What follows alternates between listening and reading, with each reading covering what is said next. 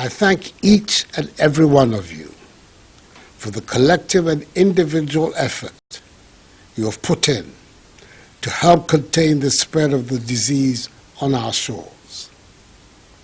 The great majority of us continue to adhere to the social distancing and enhanced hygiene protocols. We have, as a result, altered our way of life to accommodate these changes. And we continue to make sacrifices to speed up the process of bringing our lives safely back to a state of normalcy. We have demonstrated, not only to ourselves, but also to the entire world, that we're capable of charting our own path towards containing the spread of this disease. We must all be proud that we have become a reference point for others on how to combat it.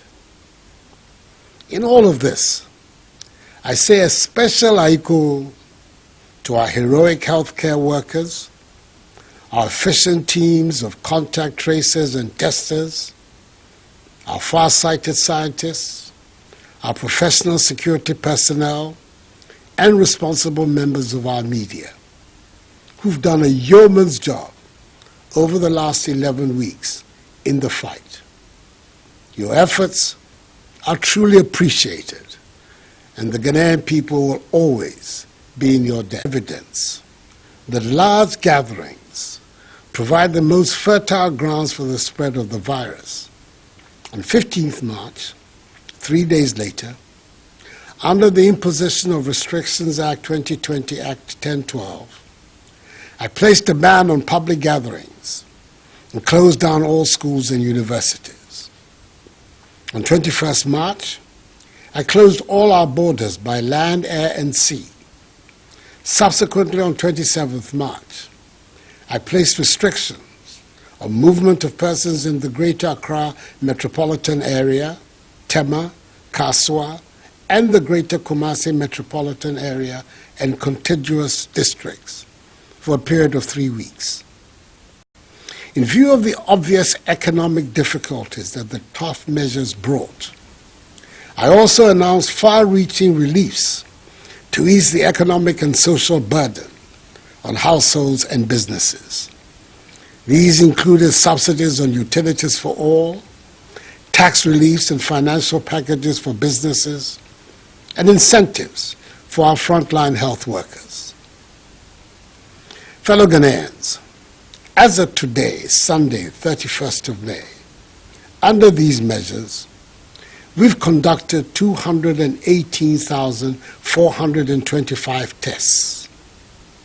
The number of positive cases stands at 8,070. 2,947 persons have recovered. 36 have sadly died.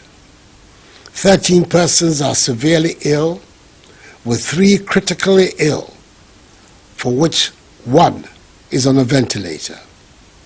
And 5,087 are responding to treatment at home, isolation centers, and hospitals.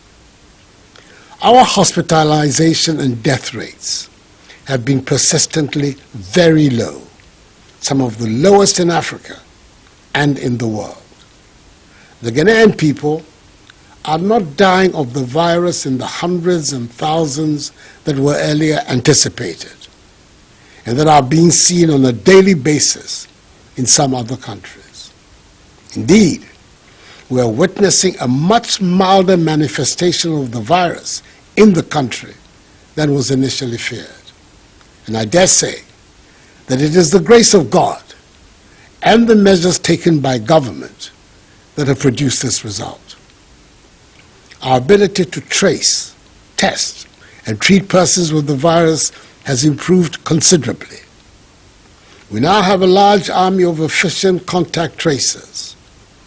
We've expanded the number of testing facilities from 2 to 10 across the country, and we've increased appreciably the number of quarantine, isolation, and treatment centers.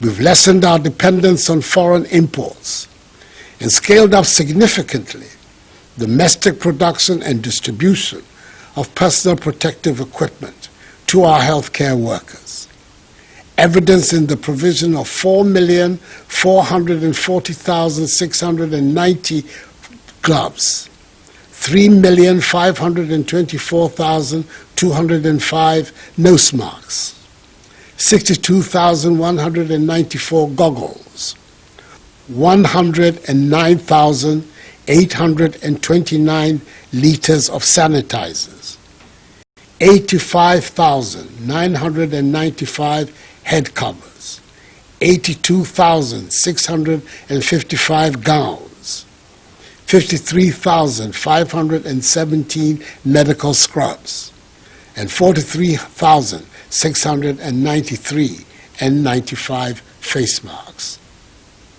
As I've already said, everything that has been achieved so far would not have been possible without the strong cooperation of you, the Ghanaian people.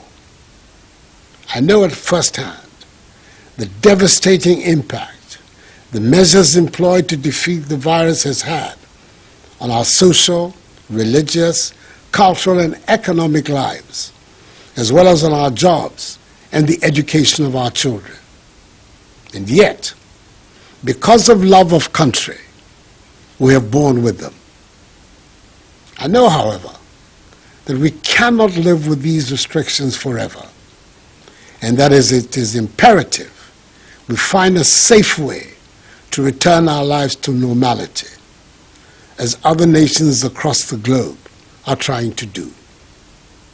This has informed the stakeholder consultations that have occurred over the last few weeks with entities in the health, labor, religious, chieftaincy, educational, hospitality, transport, sports, tourism, and creative arts sectors. These consultations have hinged on an analysis of the data gathered and the adoption of best practices and experiences of other countries that have attempted to move on in the wake of the pandemic. A consensus has emerged from these consultations that we should embark on a strategic, controlled, progressive, safe easing of restrictions to get our lives and economy back to normal. As I stated in my May Day address a month ago, I'm now in a position to outline the roadmap for easing safely the restrictions.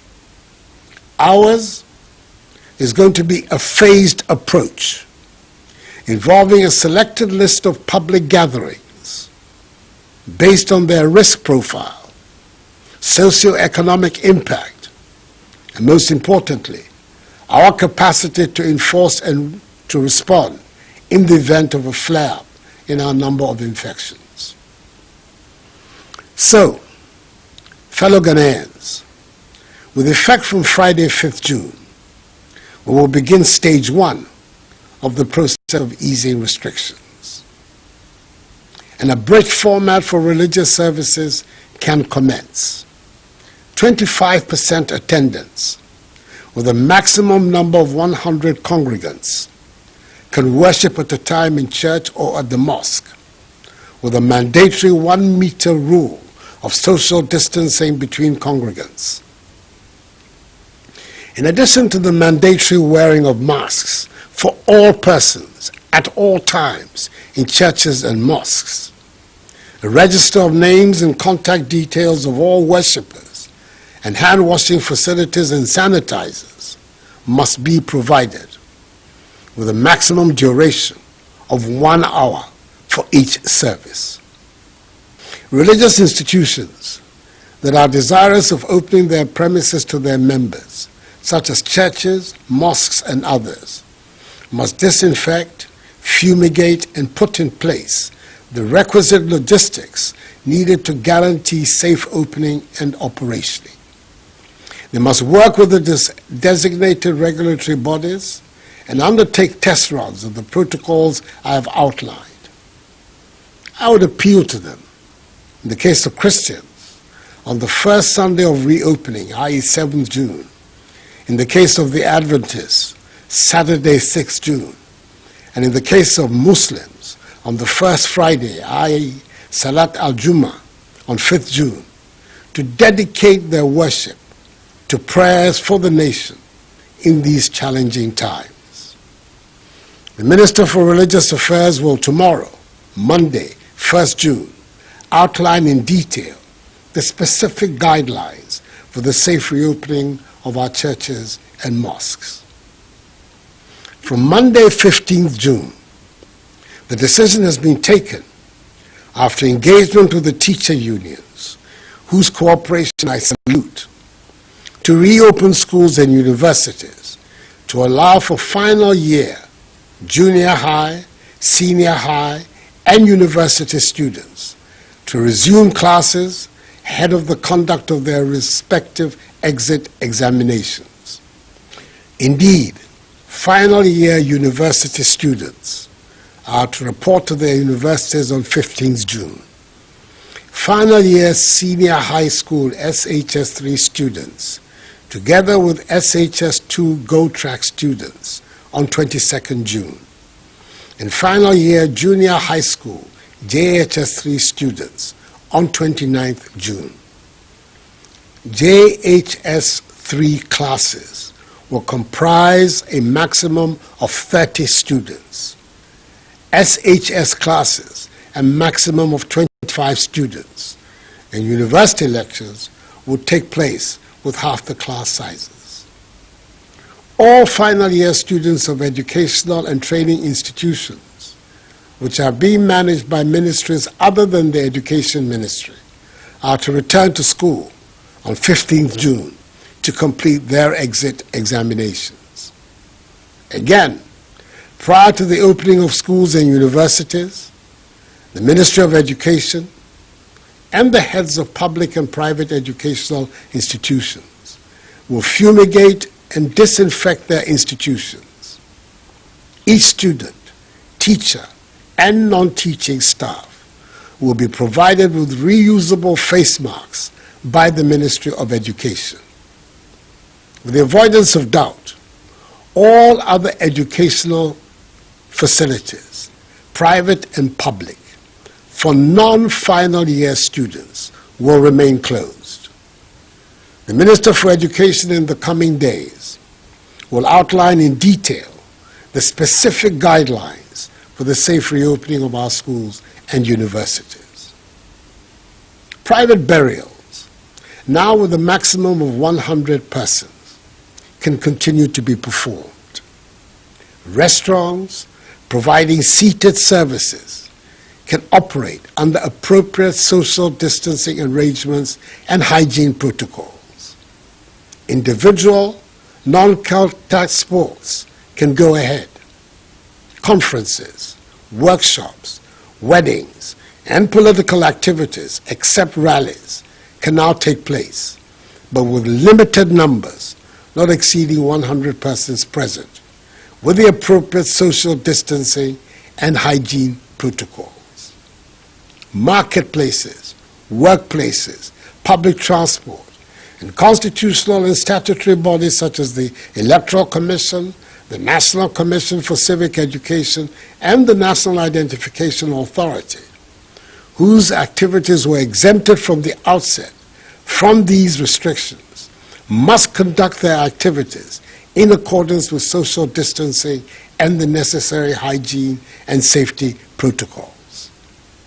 Whilst we step up public education of the protocols on public gatherings, let me also state that regulatory agencies will undertake random checks to ensure conformity with these rules, and the security services will be tasked to enforce them. Should any institution fail to adhere to these directives, its activities will be immediately prohibited and relevant sanctions applied. I have by executive instrument provided for these new directions and extended the suspension of the remaining public gatherings as set out in EI 64 15th March until 31st July.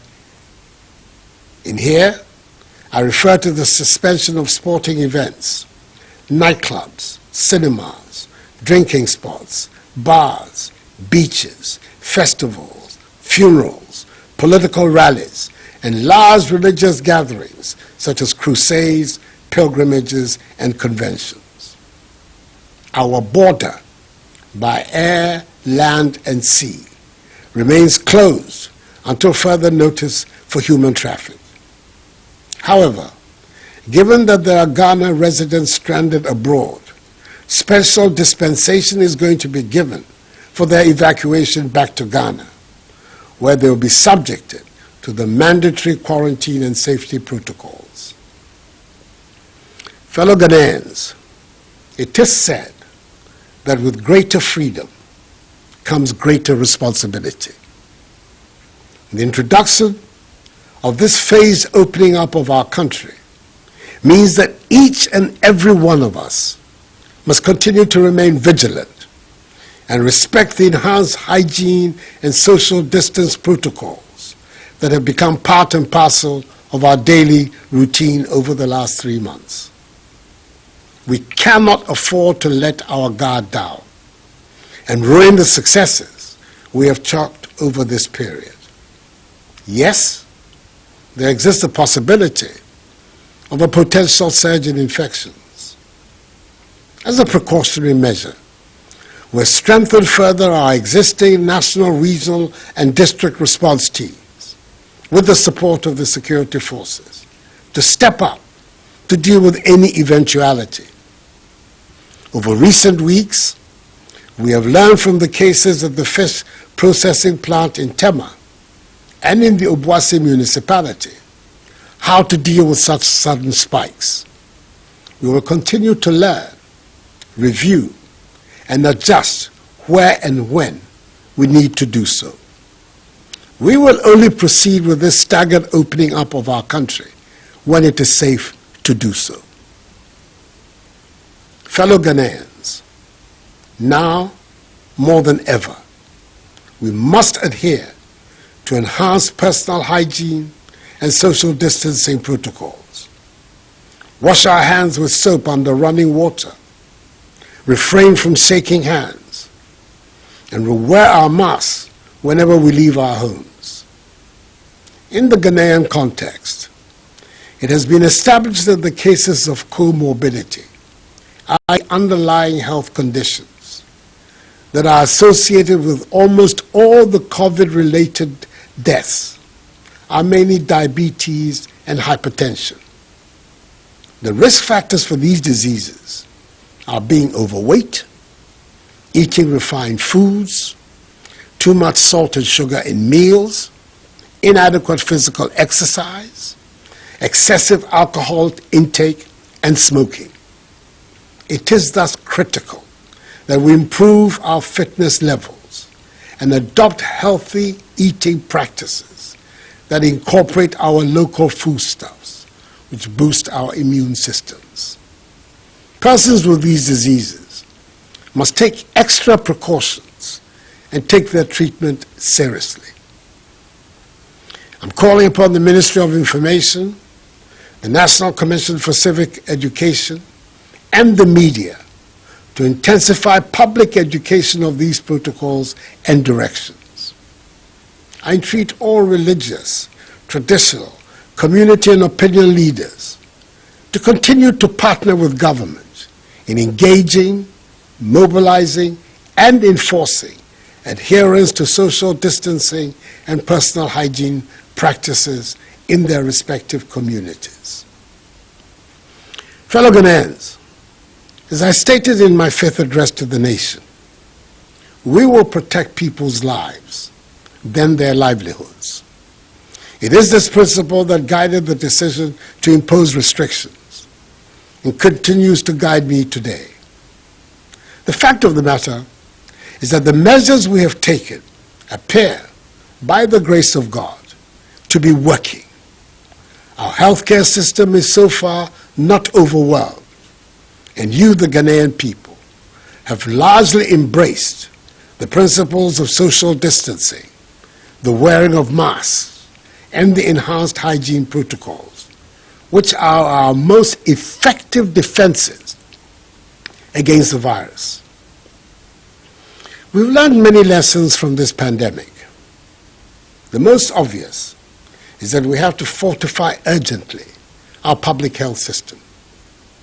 We have committed to the implementation of Agenda 88 that is building, within a year, a fully equipped, functional district hospital for each district that does not have one, and a fully equipped, functional regional hospital for each of the new regions, together with a new regional hospital for the Western region and the rehabilitation of a Fiakwanta hospital in 2nd D. We have to empower and increase the number of our healthcare professionals across board. Universal health coverage must become reality for all Ghanaians, not a slogan. For every Ghanaian deserves good health and good health care. We need to focus our energies on ensuring access of poor people to decent housing. We can no longer ignore this basic requirement of social justice. We have to make the things we use and grow the foods we eat. We have to come out of this crisis better, stronger, and more united than before. Ghana, free, united, socially just, self-reliant and productive. That is the Ghana we're going to create together after we have defeated this virus. Enuanom, emre kakrani, yadeɛ ye ama yɛde nhwɛsoɔ bebree aba yɛabrabom ɛde ahokyerɛ abrɛ yɛ nyinaa. Nanso, yɛme adaroma, nhyehyɛeɛ a yɛde egu kwan mu ɛyɛ adwuma. Ɛno nti, yɛdu mmerɛ a ɛsɛ sɛ yɛgu nhyehyɛeɛ ne mmara no mu kakra. Yɛnyɛ biribiara prɛko pɛ. Ɛfiri ɛnnɛ ɛkɔ, nipa kakra bɛtumi akɔ asɔre ne masalachi.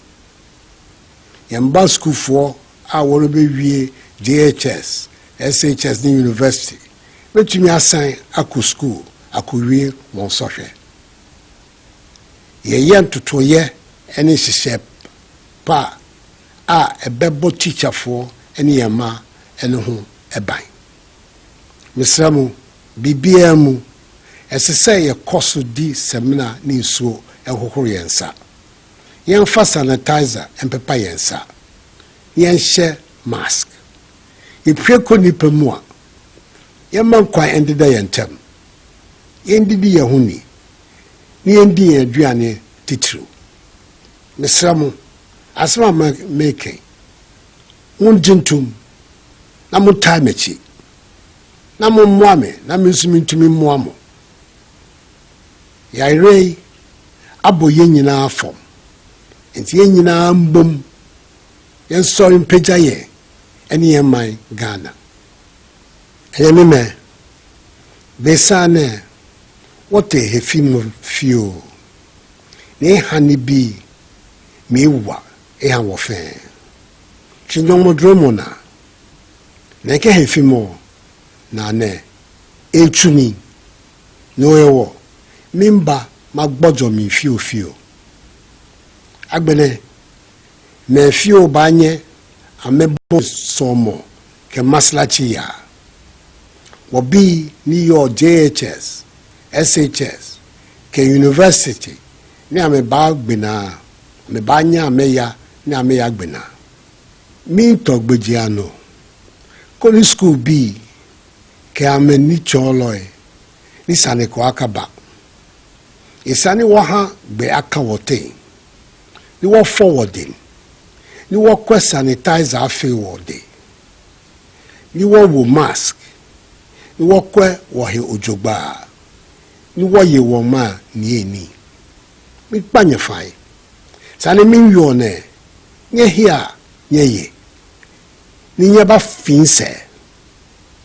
Nye wame ni mihuma nye ma wanye. Hela ne, wo fin wo gbeshi no nya wo fin wo fe kome ni wo hino ke wo ma Ghana. Fellow Ghanaians, ultimately the battle is the Lord's. And with faith in him, we will emerge from this greater than before. We are one people. We are Ghanaians. And we stand together in joy and in times of trouble. We are a people with an exceptional history. And we are the proud promoters of the Black Star of Africa. We've all gone down together. We should all rise together. This too shall pass. May God bless us all and our homeland Ghana and make her great and strong. I thank you